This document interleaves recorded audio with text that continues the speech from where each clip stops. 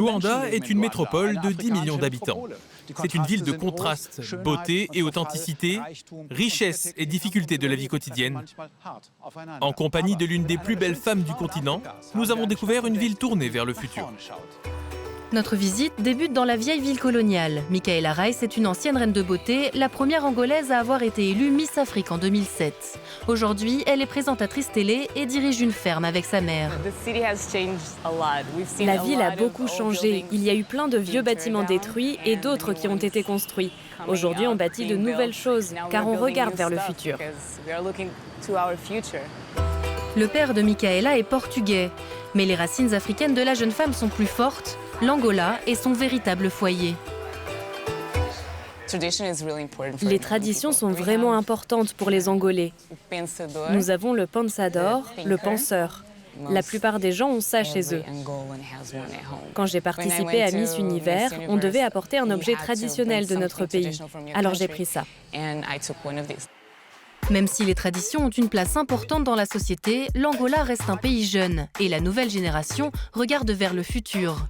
La présentatrice Sophia Lucas connaît bien la nouvelle scène artistique africaine qui attire l'attention de nombreux pays. Voilà l'une des femmes magnifiques qu'on trouve en Angola. Il y a une scène artistique très forte qui se développe en Angola. Il y a un groupe d'artistes qui regardent vers le passé, mais il y en a d'autres qui mettent en avant leur propre vision de l'Angola, dans leur travail et leur art. Nous poursuivons notre périple à travers la métropole animée. Ici, les contrastes sont partout et l'histoire se mélange à la modernité. L'avenue Marginale est parfaite pour une promenade sur le front de mer. Un peu plus loin, nous nous arrêtons dans un restaurant de poissons sur la péninsule d'Ilia qui entoure le port de Luanda. Vous aimez les choses épicées? Là, on a du djindungu.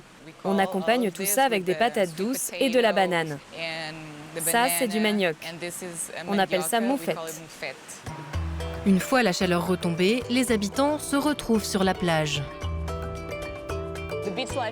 La plage ici à Luanda, c'est quelque chose de très important, surtout les week-ends. C'est ce qu'on fait tous, on vient à la plage, on cuisine sur la plage, on passe toute la journée ici. Ça fait partie de notre mode de vie. À la fin de la journée, nous sommes allés dans l'un des meilleurs endroits pour prendre un verre, un bar du bord de plage sur la péninsule. La vie nocturne à Luanda est sympa. Il y a plusieurs endroits où aller pour prendre un verre et écouter de la musique, des bars agréables. De retour dans le centre-ville, nous nous sommes rendus sur la terrasse du Junkembo où nous avons assisté à un concert.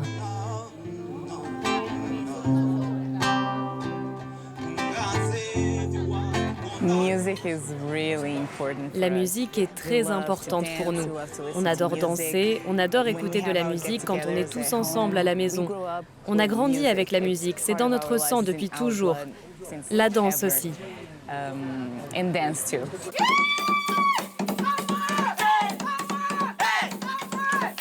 Après avoir découvert les arts, les traditions, la plage, la musique et la danse de Luanda, notre voyage prend fin.